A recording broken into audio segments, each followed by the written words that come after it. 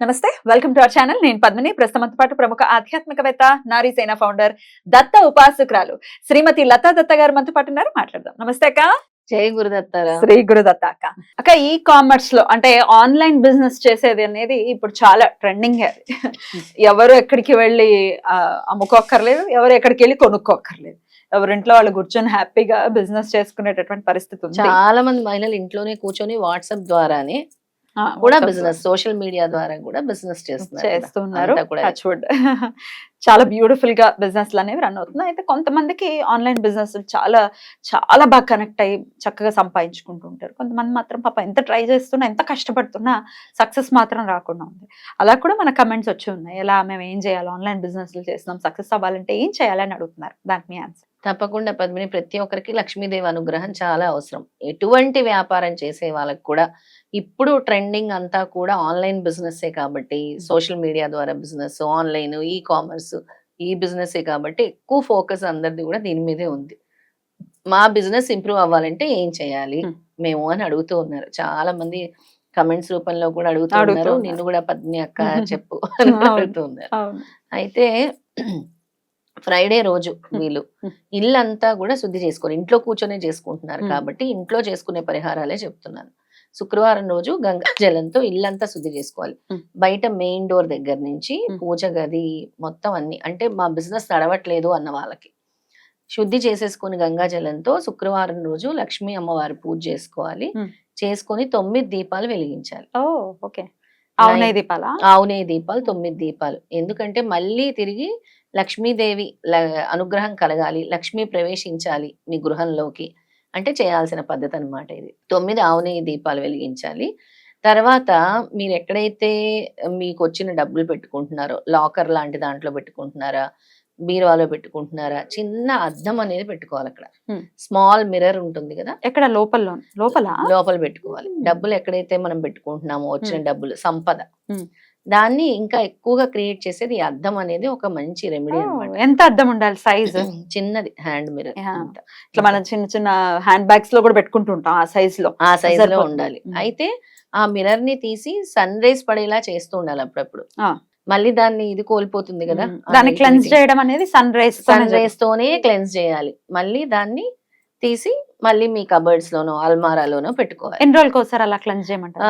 మీరు every 3 months కి ఒకసారి. మీరు ఎలా ఇల్లు దులుపుకుంటారు, ఇల్లు ఎలా క్లీన్ చేసుకుంటారు, అలా పండగలప్పుడే చేయండి. ఆ పండగలప్పుడు చేస్తే ఇది ఒక మంచి రెమెడీ అవుతుంది. అంటే ఎండకలా పెట్టేయటమే అంతే అంతే. అయితే దీనికి అట్రాక్ట్ అవ్వటానికి, మనీ అట్రాక్ట్ అవ్వడానికి 12 గోమతి చక్రాలు తెచ్చుకోండి. వాటిని బాగా పాలల్లో లేదా ఇలాంటి గంగాజలంలో శుభ్రం చేసుకోండి. ప్రతి గురువారము, శుక్రవారం కూడా చేయాలి. ఈ 2 days చేయాల్సిన రెమెడీ. గురువు అనుగ్రహం కూడా కావాలి, శుక్రుడు అనుగ్రహం కూడా కావాలి. వ్యాపారానికి ఇద్దరు అనుగ్రహం ఉంటేనే కదా అవుతుంది. ఒక ప్లేట్లో బియ్యం తీసుకోండి. బియ్యం తీసుకొని అందులో గోమతి చక్రాలు పెట్టండి. మీకు వీలైతే ఒక రెడ్ క్లాత్ తీసుకొని అందులో పెట్టి, బియ్యంలో పెట్టి గోమతి చక్రాలు దాని మీద పెట్టుకొని గురువారం రోజు పూజించండి. నేను చెప్తాను మంత్రం, ఆ మంత్రంతో ఎనర్జీని యాక్టివేట్ చేయండి గోమతి చక్రాల్లో. ఆ ఎనర్జీ వస్తుంది అనమాట గోమతి చక్రాలకి ఆ మంత్రం వల్ల. ఆ మంత్రం చదువుతూ గోమతి చక్రాలకి పసుపుతో కుంకుమతో పూజించండి గురువారం రోజు. ఎక్కువ పసుపుతో, గురు అనుగ్రహం కావాలని. తర్వాత ధూపం చూపించండి, తర్వాత పుష్పాలు కూడా చూపించండి. తర్వాత ఆ గోమతి చక్రాలని కొంతమంది ఇంటి బయట కట్టుకుంటారు, కొంతమంది లాకర్లో పెట్టుకుంటారు. మీ ఇష్టం. లాకర్లో పెట్టుకోవాలనుకుంటే ఇంకా మంచి ఫలితం వస్తుంది. లేదా మాకు ఏదో నెగిటివ్ ఎనర్జీ లాగా అనిపిస్తుంది అంటే బయట కట్టుకుంటారు చాలా మంది. మీకు వ్యాపారమే కావాలి కాబట్టి లాకర్లోనే పెట్టుకోండి అని చెప్తాను. అలా లాకర్లో పెట్టుకోవాలి వీటిని, గోమతి చక్రాలు. మళ్ళీ ఎప్పటికప్పుడు తీసి మనం పండగలప్పుడు, ఏవైనా ఒక ఇంపార్టెంట్ డేస్ ఉన్నప్పుడు, పౌర్ణమి తిథులప్పుడు, అలాంటప్పుడు తీసి మళ్ళీ గోమతి చక్రాలని ఈ విధంగా పూజించి మళ్ళీ యాక్టివేట్ చేసుకుంటూ ఉండాలి, ఎనర్జైజ్ చేసుకుంటూ ఉండాలి. ఇది ఒక సాధన అనమాట.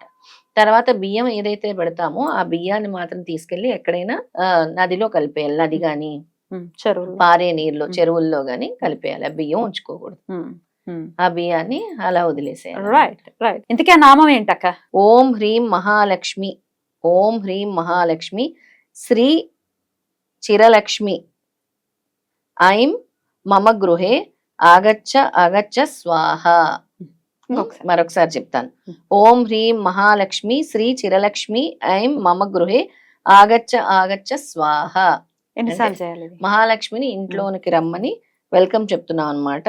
108 సార్లు చేసుకోవాలి. Hmm. చాలా మంచిది. Hmm. ఒకవేళ మీకు గనక ఇది ఆ, మాకు ఎక్కువ ఫలితం కావాలి, ఇది ఒక సాధనలా చేయాలంటే ఫస్ట్ మాత్రం 14 డేస్ చేసుకోండి. Hmm.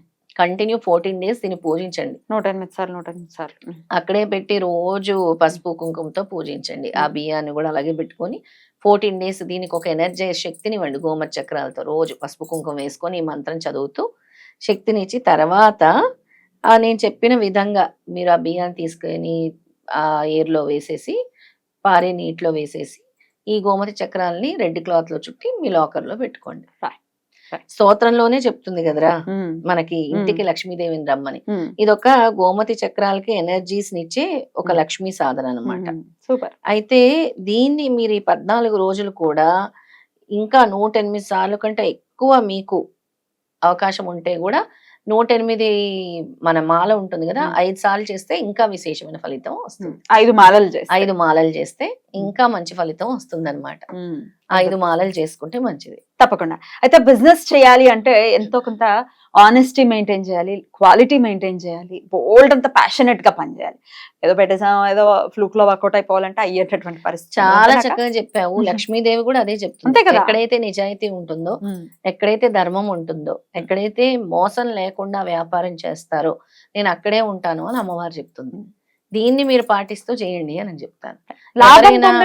ఎవరైనా నచ్చలేదని రిటర్న్ ఇస్తే దానికి నిరుత్సాహపడొద్దు. దానికంటే పెద్దది ఇస్తాడు భగవంతుడు. మళ్ళీ దానికి మీరు అమౌంట్ లేకపోయినా వేరేది నేను ఇస్తాను, దానికి వర్త్ లో వేరేది మీరు సెలెక్ట్ చేసుకోండి అని చెప్పొచ్చు. అలా అయినా చేయొచ్చు. అంతేగాని మేము తీసుకోము రిటర్న్, ఇలాంటివన్నీ మనం చేయకూడదు. ఎందుకనంటే సాత్విక స్వభావంగా కూడా ఉన్నా కూడా బిజినెస్ లో పనికిరాదు అంటారు. కానీ మీరు ఎలా ఉండాలో ఎదుటి వాళ్ళని అంటే కస్టమర్స్ ని వదులుకోకుండా వాళ్ళు ఏ విధంగా మీరు మాట్లాడితే వాళ్ళు కన్విన్స్ అవుతారో ఆ విధంగా కన్విన్స్ చేసి వ్యాపారం చేయగలగాలి. డెఫినెట్లీ లాభం చూసుకోవచ్చు, లాభం చూసుకోకుండా చేయాలనేది కాదు ఇక్కడ ఉద్దేశము. కాకపోతే అన్యాయంగా లేకపోతే ఖచ్చితంగా వెళ్ళి ఇదే చెయ్యాలి, ఇలాగే తీసుకోవాలి, ఇట్లా రకరకాల లేకపోతే కస్టమర్ని తిట్టుకోవడం కూడా చూస్తుంటాం. చాలా చాలా షాపులకు వచ్చి ఒకవేళ కొనకుండా వెళ్ళిపోతే పిచ్చి తిట్లు తిట్టడం చూస్తూ ఉంటాం.